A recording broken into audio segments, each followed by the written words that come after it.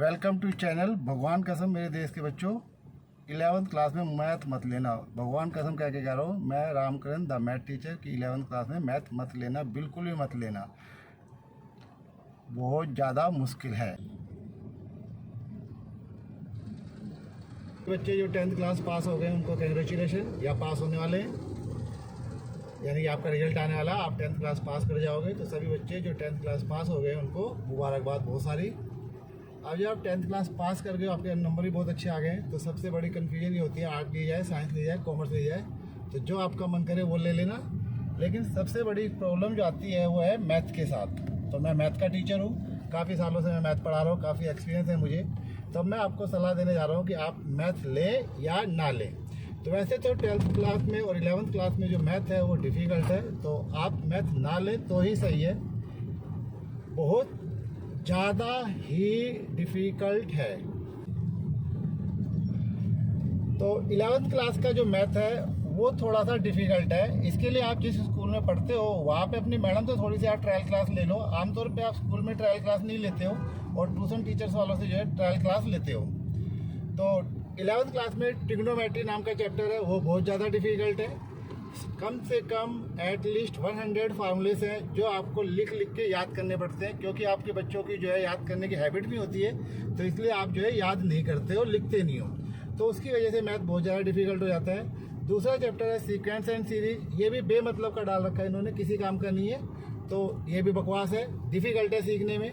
Straight line वो और ज़्यादा डिफ़िकल्ट है, और लास्ट में है डेरिवेटिव एंड लिमिट, ये भी मुश्किल है। तो कुल मिला के जिन बच्चों को मैथ शुरू से मुश्किल लगता है वो प्लीज़ मैथ ना लें। मैथ सिर्फ वही बच्चे ले जिनको सीए बनना हो या जिनको इंजीनियर बनना हो। बाकी बच्चों के लिए मेरी सजेशन तो यही है कि आप मैथ को बिल्कुल मत लें, बहुत ज़्यादा मुश्किल है। आप इकोनॉमिक्स और आर्ट्स पढ़ें वो सही है, कॉमर्स पढ़ें, अकाउंट पढ़ें, आसान है वो।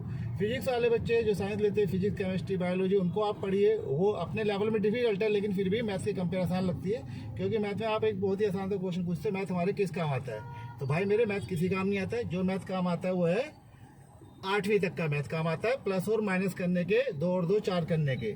तो आप प्लीज़, अगर आपका मैथ लेने में इंटरेस्ट नहीं है तो मत लो, 101% ये डिफ़िकल्ट है। इस साल भी बहुत सारे बच्चों की कंपार्टमेंट आई है मैथ में, सरकार भी जानबूझ के फेल करती है, पब्लिक स्कूल के टीचर भी जानबूझ के बच्चों को फेल करते हैं, और हम ट्यूशन वाले भी जानबूझ के बच्चों को फेल करते हैं, क्योंकि टाइम बहुत कम होता है और हम सिलेबस को इतनी जल्दी जो है करा नहीं सकते हैं।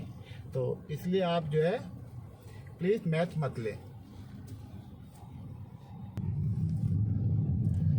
तो सबसे बड़ी प्रॉब्लम ये भी आती है यहाँ पे स्कूलों में जो है, जब आप पब्लिक स्कूलों में एडमिशन लेते हो तो पब्लिक स्कूल के टीचर जानबूझ के आपको मैथ में फेल करने की सोचते हैं। दूसरा, 11th क्लास में बच्चा थोड़ा चंचल होता है, उसका इतना पढ़ने का मन नहीं करता है। तो यार मन नहीं करता है तो फिर हम टीचर लोग मन आपका लगा भी नहीं सकते हैं, तो मन लगाने के लिए कोई जुगाड़ नहीं है हमारे पास।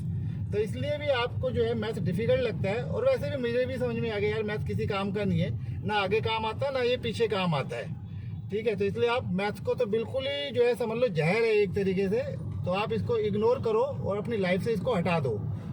मैथ वैसे इंटेलिजेंट बनने के काम आता है, मगर आप इंटेलिजेंट बनना नहीं चाहते तो मैं क्या करूं।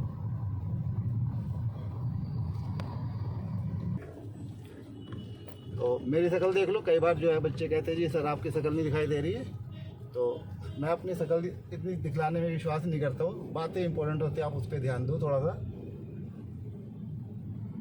तो जो है काम आ जाएगा। तो चलिए मैं अपने डेस्टिनेशन में पहुँच गया हूँ, अपनी वाइफ को छोड़ता हूँ, और आप लोग मेरी बात मानो तो प्लीज़ मैथ मत लेना, किसी भी कीमत में मत लेना। मैं रामकरण द मैथ टीचर आपको बोल रहा हूँ, मत लेना, मत लेना, भगवान कसम, ज़िंदगी भर रोते रहोगे, ठीक है। चलो बाय।